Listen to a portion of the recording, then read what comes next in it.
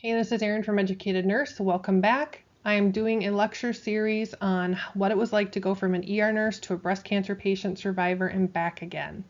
This next lecture is on my mastectomy recovery and complications. And again, not everybody's going to have the same experience, but this is just what I went through and how I kind of pushed through things.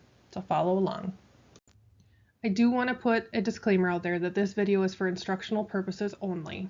The information shared is my story, and it's not everybody's story. None of the information shared should be considered expert medical advice. The information presented should not replace the information provided by your doctor. Please work with your own doctor to find the best course of treatment for you for your situation. Also, I will use medical terminology which may not be suitable for children. And please also be aware that I'm very honest. I tell it how it is. I don't sugarcoat, and for that I apologize for the occasional profanity. All right, so going into surgery, I wasn't worried about the physical pain, honestly. I was worried about the emotional response to such a visible physical change of losing my breasts. After surgery, the pain was excruciating, but my new air-filled boobs looked great. You never know how much you use your muscles in their chest until they are impaired. I was not ready for not being able to do all the things that I wanted to do. Think about getting dressed, picking up your kids, putting away a gallon of milk, washing your face, wiping after going to the bathroom. Doing basic tasks around the house were difficult. Thank goodness for my friends and family and neighbors who cooked for us, mowed our grass, etc. I constantly had ice packs on my sides and on my chest to help with the sharp pains and constant pressure around my ribs. Pain was very tight in my back, and muscles in my chest were sore all the time. For me, I was not allowed to reach over my head, lift more than 10 pounds, put on my own seatbelt. Little bumps in the road were so painful. I took that little stuffed pink dog, put it under my seatbelt all the time. I took myself off narcotics as I didn't want to deal with the side effects of those, and I quickly realized that being a hero helps no one. Being in pain delays your healing, so my husband encouraged me to start taking my pain meds and keep it on a schedule just to help take the edge off. My lovely husband made a spreadsheet of all my meds, there were 12 of them, and made sure I took them on time so I stayed ahead of my pain. I couldn't lay flat, so my husband's or my kids slept down on the couch. I remember my husband and my 4-year-old at the time would sleep down on the floor with me or on the couches, and I would have to sleep in the recliner. And I tell you what, my 4-year-old at the time, he was a wonderful little nurse. Every day got a little bit better, the pain lessened, but just get yourself ready for a lot of resting and asking for help. I remember I had a really rough recovery process following surgery. It was one big roller coaster of pain, emotions, and ups and downs, and complications and setbacks, and I was thankful just to get through that recovery period.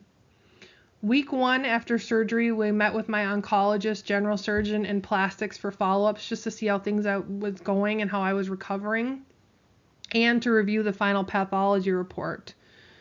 My oncologist was very happy with my response to chemo. So during my process, I did chemo, then mastectomy, and then radiation. I thankfully, and not everybody feels or has this success, so please keep that in mind, but I thankfully had a complete response to chemo, so that the time that they actually looked at the tissue during surgery, there was no evidence of cancer, which is really rare.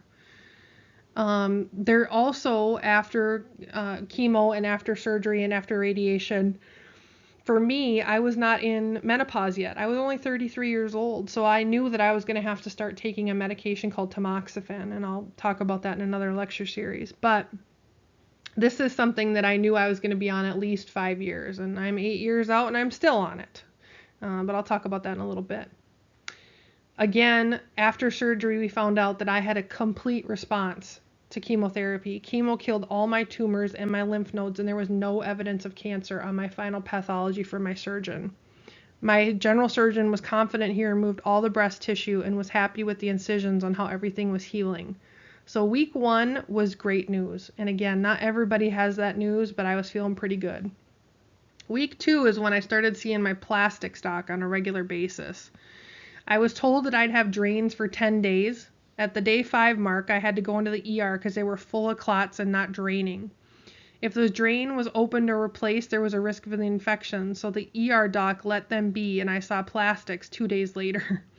On day 7, plastics changed out the bulb, and they let them in to keep draining.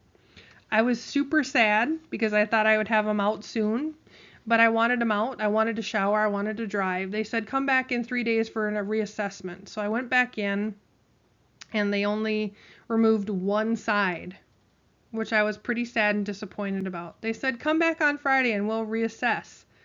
Thankfully, that Friday, I was able to get my drains out. On week 3, I finally felt like I had a little bit more independence. I was able to shower, move my arms more freely, and drive. Once the drains were removed, they started the removal of air, and they started adding saline in to fill my expanders. The right side, I had absolutely no issues. They usually I'd go in and they'd look for this little magnetic port on my expander, and they kept adding in saline to expand them. It was weird because literally I saw my boob growing. It was weird but cool. They tried the same process on the left side, but they struggled. They kept having resistance, and they kept having to poke me with that needle. Because they would look for that magnetic disc on my expander, and then they'd have to poke my chest to put fluid in.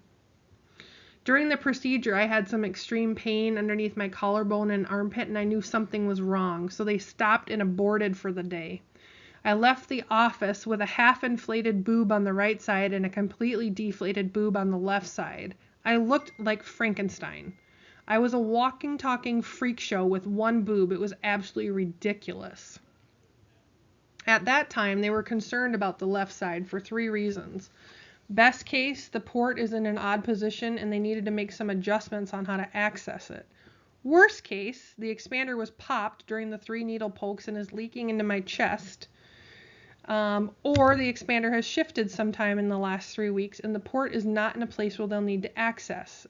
In both of these worst case scenarios, I will need to go back into surgery to either have it replaced or move back towards the front of my chest.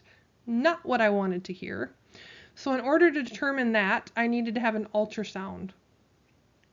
All of these things are common and were minor roadblocks, but as enough building up, they became frustrated. More and more things were frustrating and frustrating. The simple fact of wanting to take a shower became a big deal. I didn't want another surgery regardless of how minor it was. As the process was delayed due to these minor roadblocks, it delayed me starting radiology. It delayed me going back to work. It delayed me moving on with my life and saying goodbye to cancer. Again, all these little roadblocks were a domino effect. The next few days were super frustrating. I was sore from poking and prodding and the expansion process. The expansion never hurt, but I always had ibuprofen on standby and ice packs within a couple of hours of expansion. I was sore. My little nurse, my son, kept giving me ice packs and ibuprofen, and we watched movies all day long. I guess that was one of the blessings, is that it forced me to slow down and spend some time with my kiddos. Week 4, the following Monday came around, and the ultrasound was a disaster. The radiologist was sad to tell me he couldn't find anything. And I was like, excuse me, Mr. Head of the Radiology Department. I'm sorry, what did you say? You couldn't find the port? Oh, they thought the expander collapsed, and the fluid that they placed Friday before was sitting in my armpit, which is why I was having so much pain in my chest. I was just devastated leaving the radiologist's office that day. I thought for sure I was going to need to have a surgery to have the expander replaced. That was on Monday. On Tuesday, I saw the plastic surgeon, and she was convinced the expander was fine. She looked at the imaging herself and saw the port was tipped. It sounded like my plastic surgeon needed a double board certification in radiology, to be quite honest. So with double the length needle, 2 inch instead of 1 inch, and having me lay on my side, she was able to get in and put some fluid into my expander. As the expander got filled with fluid, it was able to flip and get the port to where it needed to be. After the expansion, I showed her my incisions, and I noticed that I had some black, flaking, leaky, nasty incisions. I showed the doc, and she was equally concerned. I had this black, dead tissue where the 3 places of skin came together called the T-zone on my breasts. Dead tissue, I learned, is not uncommon because all the nerves and blood supply are cut in surgery, and the remaining skin doesn't always get good blood flow. She said we could do one of 3 things. Let it heal on its own and scab over in the next 2 to 3 weeks and hope it doesn't get infected. 2, clean it out in the clinic with no pain meds. No thank you. Or 3, go into surgery and clean it out and restitch it. We chose option 3. Friday of week 4, I had my second surgery. My dad was the nurse for the day since the rest of my family was on vacation. And for whatever reason, I was more worried about this procedure than my mastectomy. Really, I was a nervous Nelly. I made sure to again ask for extra nausea and anxiety medications, and the plastic docs told me after the procedure that on my left side, the tissue was superficial and close to the surface, so she cleaned it out and then ended up having to restitch it. On the right side, the tissue is completely dead and there was evidence of infection all the way down to the inside pocket. So she cut the incision wider, washed it out with an antibiotic, and then again, we had to put the dang drain back in. Week 5, while we were waiting for the incisions to heal, they couldn't put any more fluid in. I was in limbo. I had to be patient. Thankfully, I'm a nurse because that's the only time sometimes that I have patience. Like this time, I had no patience. It was a little bump in the road, but again, everything in my life was on hold and had to be pushed back, and the domino process was in full effect again. Week 6, after the second surgery, I continued to have these fluid pockets building up. And this is normal, right? When your body undergoes surgery or has some sort of trauma, fluid weeps out of your vessels and collects in that area to help it heal. Eventually, I had 5 fluid pockets drained from my right side and 2 from my left. The amount of fluid would range from a half a cup to a full cup each time. If left alone, they would have eventually absorbed by the body, but the extra fluid was causing extra pressure and that was really uncomfortable, so they had to go in and keep removing the fluid. The doctors never really gave me a good reason as to why I kept accumulating fluid. It was just something my body did. Week 7, I had a great plastics appointment, and I had saline fills. Each fill stretched the muscle and skin so it would accommodate regular implant in about 8 months. I had to finish radiation and then wait 6 months. When I got a fill, they used the magnet to locate the port on the expander, and then they shoved a needle through the skin and muscle into the port. Once they were in the port, they added about 50 to 100 cc's to fill each time. It hurt like a mother effer. And I usually found myself cutting off circulation to my husband's hand or ripping the cushioning off the exam bed. The muscles in my back hurt and the chest muscles were being pulled forward. I finally got up to 800 cc's of fluid, and I had a final ultrasound to confirm all was well and I was ready to start radiation. Approximately 2 months after surgery, I was able to move around freely on my own. In an attempt to increase strength and flexibility, my plastic surgeon sent me to physical therapy. I went to 6 sessions and got frustrated because I wanted to go back to working out and boxing, not lifting soup cans over my head. Did I age overnight? I didn't think I was 80 years old. I was super frustrated. I took it upon myself to take the basics and added weights and intensity on my own. I quit after 6 sessions. I know, not the best patient, but hey, nurses never make the best patients. As I went on throughout time, things got easier. Sleeping was really the only thing that was uncomfortable. I ended up getting a little body pillow and I wedged that between my boobs, which helped a lot. It just took the pressure off my chest and I was finally able to sleep. But, things got better over time. My tips for this, ice and ibuprofen were my best friends. Make sure you have plenty on hand. I found that little ice packs from like the baby aisle at Target were the perfect size ice pack to shove in my Ace Wrap and sports bra while I had my drains in and while I was getting fills from the plastic surgeon. I did a lot of reflection, and looking back, I wish I wouldn't have set my expectations so high. I wish I would have relaxed more and went along with the process so I didn't get disappointed when things didn't go as planned. So my tip here is take a moment for yourself, breathe, you'll get through it, it'll be okay, even though it's really hard to see in the moment. But give yourself some grace. Things don't always go as planned, and in the moment, I know it's super frustrating, but it will get better. If you want to learn more, check out my book. I wrote this while I was going through cancer treatment as kind of for a way for me to process things. And I found afterwards that it actually could help other people.